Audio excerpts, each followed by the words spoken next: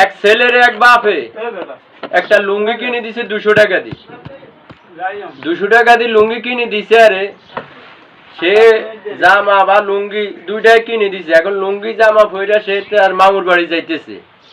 মামুর বাড়ি যাওয়ার পথে এক জায়গায় পথের মধ্যে ওই যে আবার সে নিজের টাকা দিয়ে এক জোড়া জুতা কিনছে, আর বাপে কিনে দিছে কি জামা আর লুঙ্গি। এখন সে তার মামার বাড়ি যাইতেছে। মামার বাড়ি যাওয়াকালীন তার পথের মধ্যে এক জায়গায় কাদা পড়ছে, ধরো হ্যাক পড়ছে। আরে এখন কাদা পড়ছে, আরে হে এই কাদা দি কেমনে যাইব, জুতার তো কাদা লাগিয়ে যাইব। পরে হে অনেকক্ষণ চিন্তা করে এদিক সেদিক তাকাই দেয়, কিছুই নাই। পরে কিছু ওই বাপের যে ফিন্দা লুঙ্গি দিছে কিনি, বাপের লুঙ্গি রে ওই হ্যাকের মধ্যে বিছাই তো এই লুঙ্গির উদ্দি জুতা বইরুদি এই বাড়ে গেছে।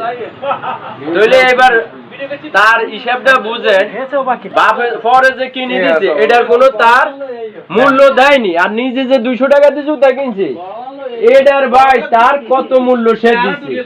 এই কারণে বুঝাইতেছি কি জানেন, নিজের টাকা দিয়ে কিনলে তার অনেক মায়া, আর পরে কিনে দিলে যদি লাখ টাকা দিয়ে কিনে দেয় ওটার কোনো মায়া নেই। আইফোন আরেকজনে কিনে দিছে তো এটা মেলা ভাঙিয়ে যদি আজ মতো